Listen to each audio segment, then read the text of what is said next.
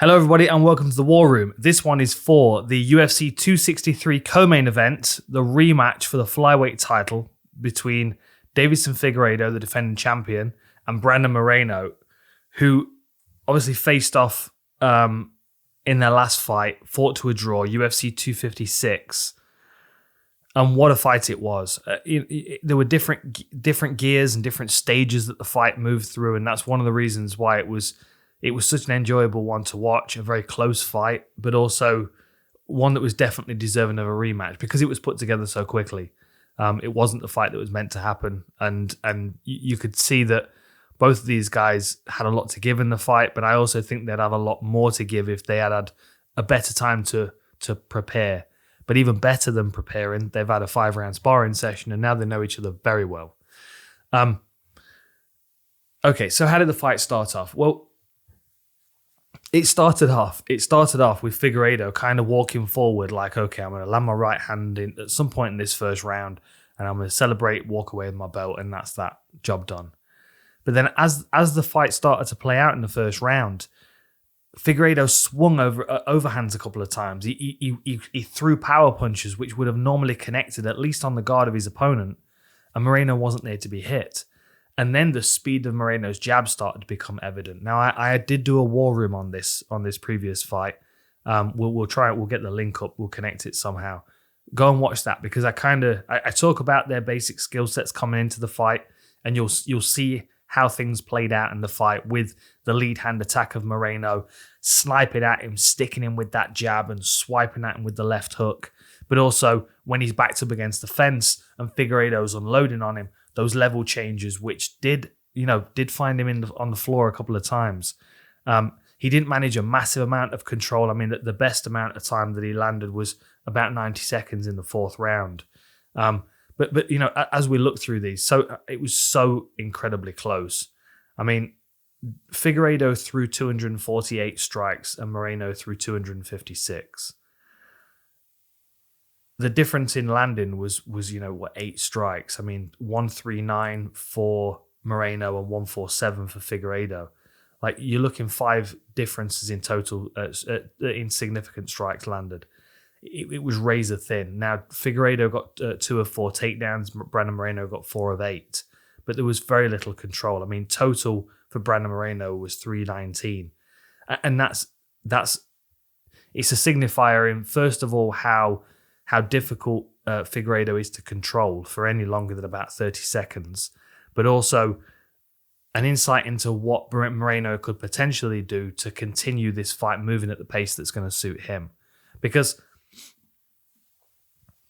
Figueiredo doesn't want to fight at a ridiculously fast pace. He likes to fight in fast bursts and scrambles, but then also he likes a bit of time to breathe between those scrambles. He throws his right hand, he throws his left hook, then he throws a couple of power shots, then there's a level change and a scramble, and he finds his way back to his feet. In that moment there, if his opponent level changes again, that's when we're going to start to see some cracks in his game. That's when we're going to start to see some, he won't react quite as fast the second time around, and the third time around, and the fourth time around. The challenge for Moreno is having the courage and the conditioning and the confidence to keep shooting and keep making him work. And then when he starts mixing those level changes up with strikes and with feints, then he can start utilizing his whole MMA skill set against Figueiredo. But it's a work rate thing for Moreno. It has to be. He has to work more than Figueiredo because Figueiredo's going to hang back. He's going to try and catch you with those power shots.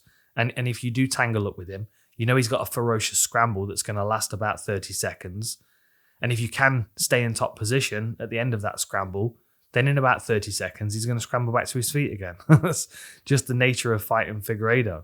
But the more times you make him do that, I mean, we go 20 seconds first round, 20 seconds, it's 24, 29, 21, and then fourth round is a minute 35. All of a sudden, there's a shift there. Now, 2 for 2 in takedowns in that round as well. So now we're seeing like a slight impact, but the pace wasn't maintained by Moreno. And this time around he's going to come in with supreme conditioning with the intention of putting that pace on Figueiredo.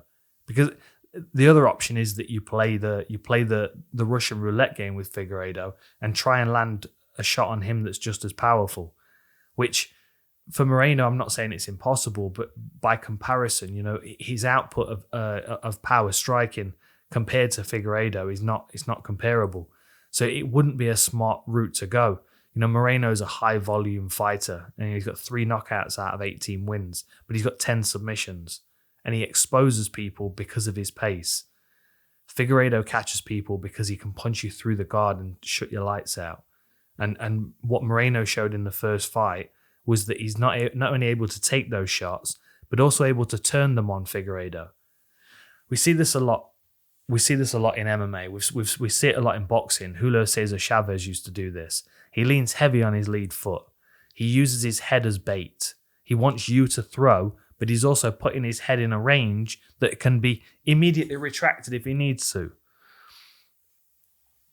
Moreno uses a nice high tight guard, which is not ideal in all circumstances. There are ways around it, but when you've got a power puncher that throws majority headshots, it's easy to kind of cover your main target, which is your head. That's the thing that's going to switch you off. If you're Figueiredo and you're watching the fight back, that would be one of the first things I'd pick out. I'd be thinking to myself, well, I know he's going to double guard because he respects my power. So if I feint high and get him to double guard, then I can expose his body or I can attack his legs.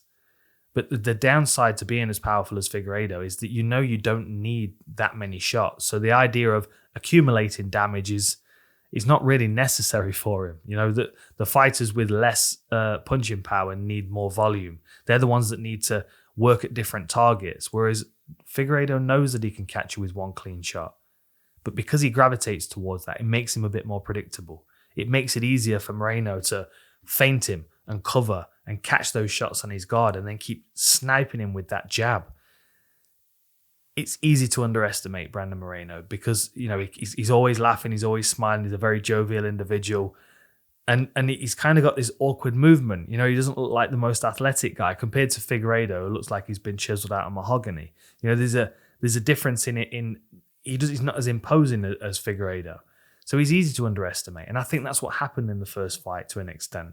I think Figueiredo knows Moreno's good, but he can't compare with his punching power. So he leaned too heavily into that. And Moreno knew that he was going to do that because it was the most obvious game plan. And he played it really well. I don't think he's going to get given the same luxury this. Where are we? Let me have a quick look at the stats on this. I mean, I think he's 53% takedown accuracy. Oh, no, that was somebody else. Brandon Moreno, 45% takedown accuracy, 61% takedown defense for Figueiredo because he's happy to scramble. He's happy to be taken down and roll through and keep going. But that's not a loss for Moreno. That's work for Figueiredo, and I would make him work as much as I can. And it's much better to make him work in a grappling sense than it is to make him work in a striking sense, because in a striking sense, you're still taking those shots. You still got to make sure you're covered for those punches and kicks coming in. Whereas on the ground, at least it's more of a mechanical fatigue of trying to chase and grip and control. That's an easier way to fatigue someone that's a heavy puncher like Figueiredo. And there's always a limit to the amount of power these guys can put out in 25 minutes. Moreno can play to that. Start the first round fast, make him work, use good footwork, use his feints, keep level changing under his power shots, keep stinging him with that jab.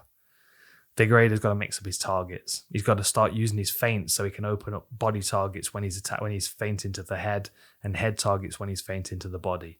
I also think it'd be smart for him to try and control him a bit more with his footwork instead of following him, because he skirts people up against the fence very well, but he doesn't do a good job of walking them onto his power shot. He doesn't do a good job of drifting slightly to the left to make him walk to the right. There are lots of tricks he could use to really emphasize his power. And I think if he's going to control Moreno in this fight and make him take the punches that Figueiredo knows he can land, he's going to have to use the rest of his MMA game to do it and not just hope for that right hand to land.